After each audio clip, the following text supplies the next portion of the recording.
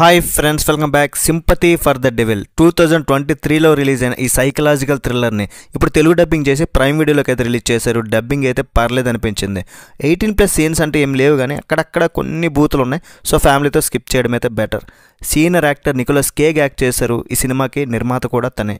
ముందుగా ఛానల్ అయితే సబ్స్క్రైబ్ చేసుకోండి భయ్య. వీడియోకి ఒక లైక్ వేయండి, కింద కామెంట్ సెక్షన్లో హైప్ కూడా ఇచ్చేయండి. అది కూడా మీకు నచ్చితే మన ఛానల్ రెగ్యులర్గా ఫాలో అయ్యేవారు కొంచెం చూస్తే మాకు కూడా హ్యాపీ. ఇందులో ఒక పర్సన్ యొక్క భార్య ప్రెగ్నెంట్ అయి ఉంటుంది. సో దాని గురించి తొందరగా ఇంటికి వెళ్తుంటే కారులో ఎర్రటి హెయిర్ స్టైల్ ఉన్న ఒక వ్యక్తి, అతనే మన నికోలస్ కేజ్, ఆ కారులో ఎక్కేసి తుపాకీ గురి చూపించి నేను ఒక ప్లేస్ చెప్తాను తీసుకెళ్ళమని చెప్తాడు. తర్వాత ఏమవుద్ది అనేది స్టోరీ.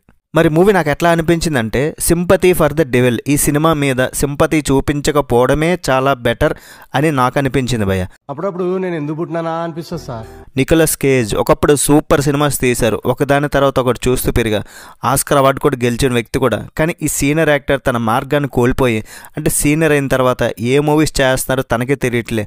ఒక్కదాని తర్వాత ఒకటి రాడ్ సినిమాలు వదులుతూనే ఉన్నారు. అలాంటి రాడ్ జాబితాలో ఇంకొక సినిమా అదే ఇది. పనికిరానిది, అర్థం లేనిది, కథ తక్కువ, సొల్లెక్కువ, సినిమాలో ఏం లేదు. రీసెంట్గా ఈ హీరో సినిమాలో మన రివ్యూ కూడా చేసాం, మీరు కూడా చూశారు కదా.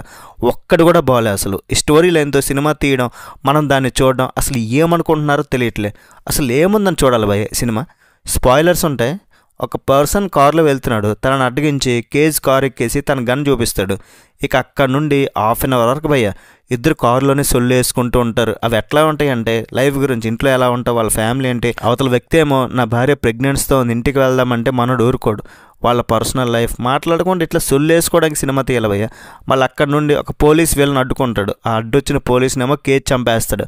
ఇక్కడ ఎంత కామెడీ కాకపోతే ఇక్కడ పోలీసుని చంపుతాడు కదా, తన వెంటనే పోలీసులు వస్తారు కారుతో. కానీ అక్కడ ఏమీ పట్టించుకోరు. ఏమనుకోవాలి ఈ పిచ్ రైటింగ్ అర్థం కాదు. అప్పటికే హాఫ్ అన్ అవర్ అవుద్ది కరెక్ట్గా. మళ్ళీ ఒక 10 నిమిషాల తర్వాత కారు దిగుతారు. మళ్ళీ కొంత సొల్లేస్తారు. అక్కడ నుండి ఒక రెస్టారెంట్కి వెళ్తారు, మళ్ళీ అక్కడ సొల్లేస్తారు. ఇలా గంట అయిపోద్ది భయ్య. ఇక సినిమా దాని తర్వాత ఇంకా హాఫ్ అన్ అవర్ ఏదో యాక్షన్ పెట్టారు. పెద్ద ట్విస్ట్లు ఏమి ఉండవు. అసలు ఇంతకన్నా సినిమాలో ఏముందని చెప్పండి. ఈ సినిమాలో ఏముంది అసలు? డబ్బులు పెట్టి నిర్మాతగా ఉన్నారు, తను యాక్ట్ చేశారు. ఇలాంటి పిచ్చి సినిమాలు ఎందుకు తీస్తున్నారు ఏమీ అర్థం కాదు.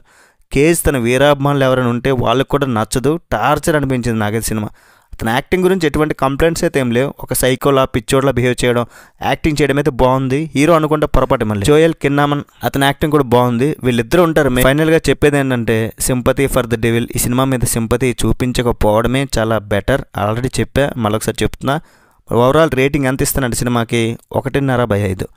That's it guys. రివ్యూ నచ్చితే ఒక like and channel next video మళ్ళీ కలుద్దాం. బై బాయ్ అండ్ జై హింద్.